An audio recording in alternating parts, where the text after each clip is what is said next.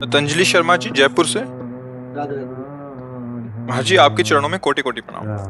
महाराज श्री, हमारी संतान जो हमसे उत्पन्न होगी, क्या वो अपने पूर्व कर्मों के अनुसार शरीर मिलेगा या माता पिता के कर्मों के अनुसार? अगर माता पिता के कर्मों के अनुसार उत्पन्न होगी तो क्या सावधानी रखें? कृपया मार्गदर्शन करें।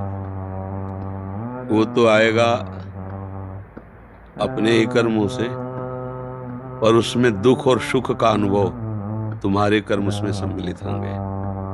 अगर आपने पूर्व में जो जीव पुत्र रूप में आ रहा है उसके साथ अभद्र कर्म किए हैं, तो आकर के जीवन भर आपको जलाएगा, आपको दुख देगा। और आपने भद्र माने मंगलमय कर्म किए हैं तो जीव पुत्र बन के आएगा, तुम्हें सुख प्रदान करेगा। अब यदि इस समय भजन कर लो भगवान का, तो तुम उसके भी भाग्य को बदल सकते हो और अपने भी भाग्य को बदल सकते हो।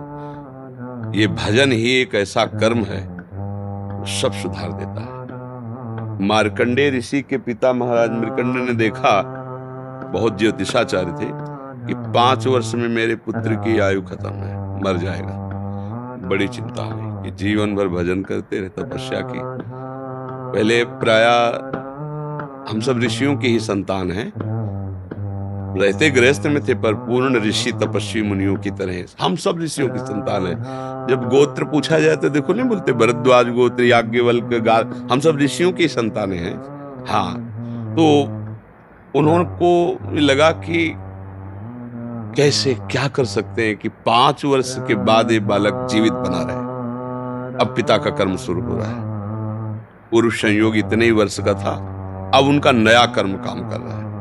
उन्होंने विचार किया, भगवान के भक्तों और संतों में विशेष सामर्थ्य है।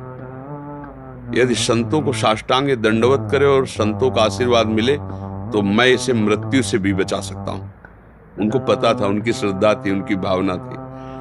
तो प्रायः पवित्र नदियों के किनारे ही ऋषियों के आश्रम होते थे, तो गंगा जी के समीप ही तो घाट में खड़ा कर देते। जो भी संत दिखाई देते, वैष्णव तिलक या शैव तिलक, वो सबको आदेश करते। छोटा सा बालक 2 वर्ष 3, साष्टांग प्रणाम करो, साष्टांग प्रणाम करो।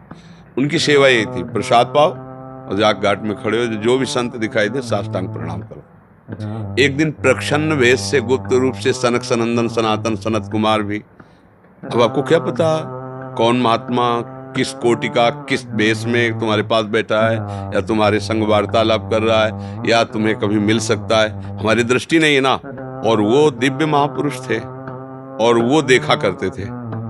जो साष्टांग प्रणाम किया तो चारों संत वेश में थे, उनका चिरंजीवी भव, बस वो आ गए। महाराज मेरी दृष्टि अचूक है, आप सनक सनंदन सनातन सनत कुमार चारों ब्रह्म कुमार हैं ना, प्रच्छन्न वेश से आप घूम रहे हैं, ये तो अभागी है, 5 वर्ष में इसकी मृत्यु हो जाएगी। वो आप कह रहे हैं चिरंजीवी भव, तो आपके वचन मिथ्या या इसका भाग्य मिथ्या? इसी बात में बैठे थे कि कोई ना कोई महापुरुष जब फंसेगा तो ये भाग्य को मिटा सकता है, साधारण थोड़ी मिटा पाता है, महापुरुष ही मिटा पाता है, उसमें सामर्थ्य होती है। तो उनका ठीक है, चिरंजीवी तो रहेगा ही। तुम्हारी ज्योतिष से तुमको पता है किस मिनट में किस सेकंड में मृत्यु होगी। उस दिन प्रातः से लेकर के और मृत्यु समय तक भगवान शिव के मंदिर में शिव का आलिंगन करके इसे बैठा देना, बस फिर और हम देख लेंगे। ऐसा ही किया। चारों ब्रह्म कुमार दरवाजे पे खड़े हो गए। तो ऐसे पुरुषों के पास यमदूत नहीं आते, साक्षात धर्मराज आते हैं। धर्मराज ने देखा सनक सनंदन सनातन सनत कुमार, तो उनका इस जीव का समय हो रहा है, आप आदेश करें तो मैं इसे ले जाऊं। नहीं, मैंने तो चिरंजीवी भव कहा है। बोले ब्रह्मा के आप पुत्र हैं, ब्रह्मा के द्वारा ही विधान किया जाता है। तो इतनी वार्ता हो ही रही थी कि भगवान शंकर प्रकट हो गए। उनका कि कुछ बदलना नहीं है, 5 वर्ष की आयु ना, 5 वर्ष मेरी आयु के 5 वर्ष। भगवान ब्रह्मा जी एक सुई लेकर के ऐसे कमल में छेद देते, आका 1 वर्ष हो जाता है। वो क्रम जब समय का नहीं, जैसे उत्तरायण दक्षिणायन देवताओं के दिन रात, ब्रह्मा जी का दिव्य 100 वर्ष का जो आयु का विवरण है ना, उसको जब पढ़ो तो होश खराब हो जाएगी। एक दिन में 74 मनु बदल जाते हैं, इंद्र बदल जाते हैं एक दिन में। और भगवान का समय, वो जो ब्रह्मा जी का समय, निमेष, पलक झपकना, इतने ब्रह्मा की पूरी आयु हो गई। 5 वर्ष उनके, आज तक मार्कंडेय जी जीवित है, उनको चिरंजीवी ऋषि कहा गया है मार्कंडेय जी का। अगर पिता भगवान का भजन करे तो अपने भाग्य और पुत्र के भी भाग्य को बदल कर जैसा चाहे वैसा कर सकता है। भावी मेट सके त्रिपुरारी।